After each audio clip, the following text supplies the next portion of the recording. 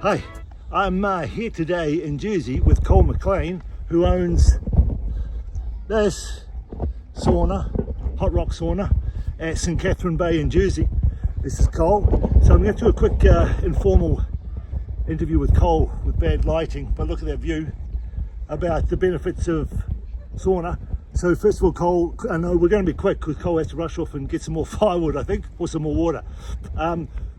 Tell us a little bit about Jersey first. You were born here? Yes, I was born and raised here. Been living here all my life. I went away to the mainland to university in my 20s and then did a bit of travelling, lived in Australia for a bit. Whereabouts? Sydney. Oh, okay. Yeah, typical backpacker stuff. Yeah. I then worked on the super yachts for 2.5 years, kind of travelling around the world, and after that my kind of itch for travelling and all that was done, and then my idea was to come back here and kind of start a business. Did you get to New Zealand on your travel? No, I didn't, unfortunately. Yeah, missed out. But anyway, what about Jersey? Where is Jersey? So Jersey is situated, I think it's roughly 20 kilometres off the northwest coast of France. By boat, it's about. We can see France across the other side. Yeah, it's just behind us here. Oh, so it's just behind they us. actually have their rib trips leaving from here, as you can see down the slipway down there, and it takes about 25 minutes if you want to go across for dinner. And that's the breakwater there, which keeps this area, the water's a bit smooth. Yeah. All right, and what's Jersey famous for? Cows, obviously, milk. Cows, milk, potatoes. Back then, and I'd probably say the last 25 years, I'd probably say it's international finance centre. It's probably the main kind of earner here for kind of offshore companies and finance. And it's got the terrible history of being occupied in 1940s. And I went to the German tunnels yesterday, which is a very moving experience. I think everybody should have a look when they come. I just want to talk to you a little bit about the benefits of sauna. First of all, why did you set up a sauna? So I was always into my kind of health and fitness, and then kind of from using gym saunas and stuff like that, I always thought it aided my recovery massively, and it wasn't just the sports science kind of side of it. It was just the way that it used to make me feel that I liked it. And then I actually saw some units a bit like similar to mine over in the mainland, and I was lucky enough to reach out to some people, and they put me in a WhatsApp group with 20 other operators in the UK, and then from there I was kind of dead set. Jersey has a massive sea swimming community, obviously 48 miles all the way around, and you can kind of get into the sea from all the beaches and stuff that we have here pretty much every day of the year. So it was just kind of marrying two and two together. I thought it would work, and I just kind of took the plunge really. And then we've been open for 2 years now. Same as any business, started off a little slow, and people were a bit apprehensive, I think, to start. Oh, why would I sit in a sauna with people that I don't know and stuff like that, when they're not used to the Finnish culture and all of that of bathing and the onsen in Japan and whatnot that goes back hundreds of years. I love the history of the sauna. It's fascinating. As like a communal thing, and a way for people to meet and chat and bring ideas together and stuff like that, and bathe and relax. And then so I kind of put two and two together. I managed to get a site down here. It's been quite difficult in order to try and gain planning permission and whatnot, but we've got a permanent space down here now for at least the next 18 months anyway. Okay. And I'm just in the process now of actually opening a social wellness hub in St Helier.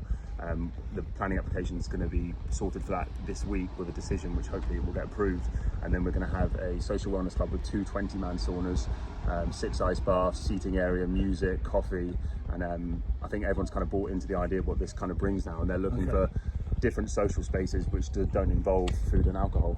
Okay, nice. Okay, so let's quickly run through some of the benefits we think we get from saunas. So we'll just quickly mention them, and I'll mention them. You can tell me a little bit what you think, and I kind of divide them up into the medical benefits and then the more traditional benefits, because the sauna you've got here is my favorite type of sauna, which is a fire sauna with hot rocks. There's one in Currumbin at Eco Village as well, where I go to all the time. So let's talk about some of the benefits. So I divide them up into the medical and traditional. The medical benefits, one would be detoxification. You got anything you want to say about detoxification? Yeah, I just think just sweating at least like one or two times a week anyway, if you're coming in, you're including this as part of your weekly routine, is good, with all the kind of heavy metals and stuff that they're in kind of foods and plastics and Tupperwares and other kind of BPAs and stuff now. I think it's just healthy just to kind of sweat that stuff out of you. And then also good for the skin and stuff. I'm glad you mentioned plastics. It's kind of a big campaign for me now, and I think I always shudder when I see people and no judgment, but taking a plastic bottle full of water into the sauna and heating it in the sauna and drinking the liquid plastic while you're in the sauna and trying to detox, I think is a bad idea. And we've got the vascular benefits with, and we'll talk about cold water in a sec, but obviously you're getting do you want to talk about you're getting dilation of the blood vessels? Dilation of the blood vessels when you're in there. Yeah, I even think for many of my customers now, I see like a wide range of people, but I'd say probably the most popular age range of customers are probably people in there like from the age of about 45 into their 60s, when they're not actually looking to go to the kind of gym regularly, and they don't want to elevate their heart rate in that way. And by coming into the sauna here, and after they've come one time, they end up really enjoying it, but they see the kind of benefits from it, where like an elevated heart rate, and they're able to get like a kind of like a zone 2 or maybe like a zone 3 workout from just their heart rate from going up in there. So let's talk about heat shock proteins. Familiar with heat shock proteins? Yeah, to some extent. Yeah. Okay, all right. Well, I've made some videos about heat shock proteins. The main benefit of the heat shock proteins, for your knowledge, is that they're very ancient proteins in the body, and what they do is they construct our other proteins in our body that we use to for enzymes and structurally. So they put them together, but it's like putting a brick house together as a bricklayer. And if the bricks are laid wrongly, you get a faulty house. And so not only the heat shock proteins and benefit of putting other proteins together, they also refold them if they get them wrong, and if they're so badly damaged by toxins, etc., they can't be refolded, heat shock proteins get rid of them. So you're building, but you're also cleaning as well at the same time. And the same thing with cold shock proteins. Okay, let's talk about some of them quickly and finish it off, because I know you need to go. Some more of the traditional benefits. I think one of the ones I like are phronesis, which is traditional wisdom, and we know about Wim Hof now, but what people don't know, it was about, before that there was Porfiry Ivanov, before that there was Native American sweat lodges and traditional Nordic Scandinavian culture. Talk about that a little bit. Yeah, so this stuff's kind of been going on for hundreds of years, and I think as we've kind of like adapted as like a society to like the modern world, like these kind of things have been pushed out a little bit, but it's very nice to see them kind of coming back now. And kind of like, not like this is like such a massive sweat lodge, we can fit between 6 and 8 people depending if it's a communal or private session.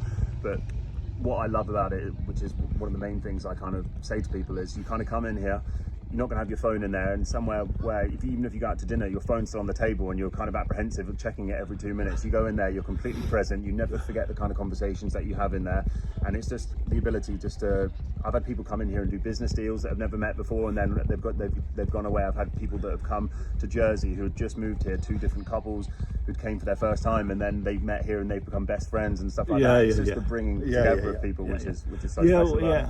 Oh, no, I agree. I think community is a huge thing, and there's a big thing about loneliness today, particularly male loneliness and male mental health. And I think, I'm a fan of being naked in the sauna, because you're in there with naked people, and I know that the Nordic cultures, you don't really, they think and Japan as well, the whole idea of wearing your dirty clothes while you're in a sauna is doing thing. Like plastics as well. So I think being naked in a sauna is very equalising kind of thing. Things you recognize your roots. So that was phronesis, which was traditional wisdom, and obviously community is a big part of that. Hormesis, the idea of what doesn't kill you makes you healthier in small doses. How do you feel about that? Yeah, no, exactly, and I think it's good for people to come in here and actually kind of stress the body. When you're in there, sometimes when you put the water on and stuff like that,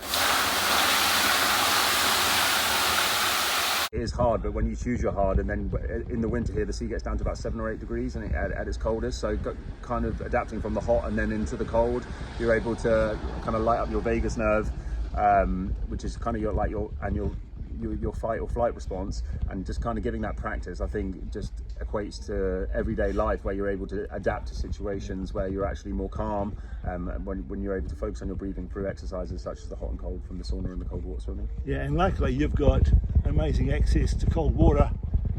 Not so much now. I'd say the swimming was beautiful, but in winter I imagine it's really cold. Yeah, so it's 19 degrees at the moment. The coldest is probably around mid to late January time. It goes down to about 7.5, 8 degrees, depending how cold it is outside. And so when you're going from hot to cold, you're getting that. Not only are you getting that hormetic contrast therapy benefit, but also getting the vasodilation, the vasoconstriction, vasodilation, vasoconstriction, because the endothelium is the biggest muscle in the body, and we don't exercise it because we like to keep temperatures all the same. Yeah. I was just thinking about the phone too. The great thing about a sauna is if you are brave enough to take your phone, and it lasts about a minute before it switches off because it's cooking. The entourage effect. The other benefit, I think, is the entourage effect, which is kind of defined as you need everything in the recipe for the cake to come out properly. And I think people now, taking small components of plants, and you're missing out on the whole entourage effect of all the nutrients in the plants.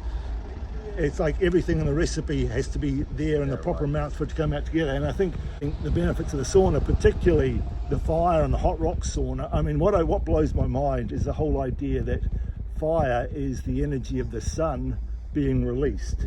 And I think you just can't do better than the entourage effect of natural light, natural heat in the sauna without any EMFs. Can you talk a little bit about why you made the big decision to go with hot rocks and chopping wood every day?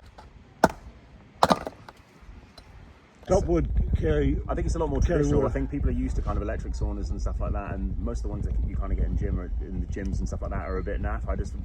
I imagine those kind of heaters is more so like a plug-in heater which you put in your house in the winter when it's kind of cold, and it's just not the same at all. As like, this is really taking it back to its roots, to like the traditional Finnish kind of culture of this, and having I think they have 130 kilos of stones surrounding the heater, so it's just like the intensity of the heat, especially when adding the water, or it's called the loili, is it's just completely different experience, and a lot nicer.